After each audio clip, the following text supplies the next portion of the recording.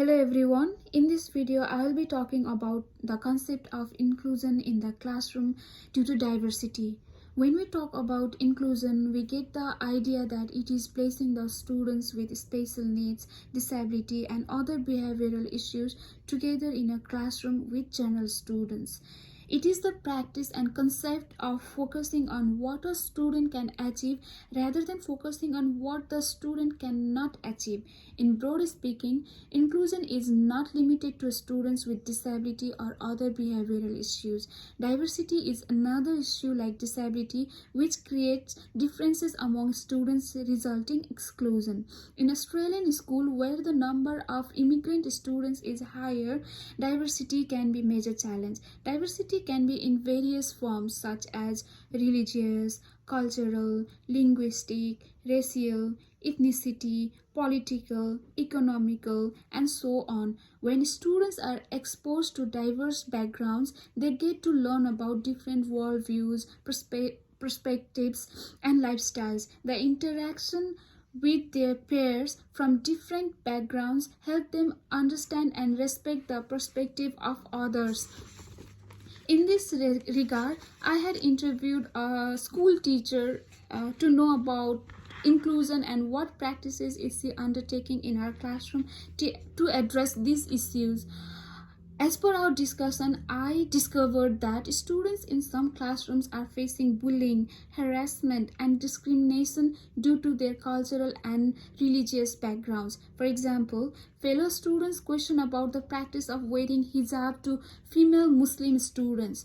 Color-based discrimination is dominant in our society where students with fair complexion hesitate to sit with the students with a darker complexion. Inclusion is helpful to solve this issue. By means of inclusion, teachers can encourage the students to interact with each other. It helps them understanding the different practices and lifestyles. Teachers should encourage group activities in classrooms. When students work in a group, they get to understand the differences and gradually become tolerant to them. I personally have felt exclusion in my classroom. Apart from diversity and disability, discrimination on the basis of performance is another exclusion. When teachers focus on high-performing students, other students may feel discriminated. Inclusion in this issue requires teachers to pay extra attention to students requiring support.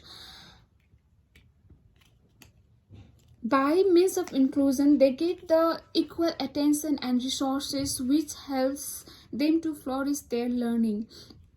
The teachers' inclusive methods in such classrooms should encourage the acknowledgement, respect, tolerance, and understanding of these differences. At the same time, maintaining inclusion in a diversified classroom is a challenge.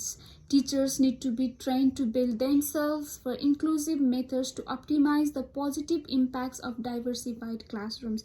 If inclusion is not met in such classrooms, students with both varying and without varying needs will suffer in learning. Placing the students with disabilities and varying backgrounds in general classroom does not solely meet the aim of inclusion. Teachers must understand that every child is unique and have unique characteristics and learning methods according to which teachers should build up their learning or teaching methods to enhance inclusion in such classrooms. At last, inclusion is necessary to make all the students feel that they are the part of the society. It helps them to understand different perspectives and worldviews. When students with different backgrounds are placed together, their learning accelerates. They can develop leadership skills, communication skills, belongingness to society, and so on. When students learn in a diversified classroom, they have positive learning outcome. They can be more belong to the society. They can contribute to the society, and they will develop the sense of respect to the society they live in. By this means, the practice of discrimination and racism in the classroom and schools will lower down. Thank you so much.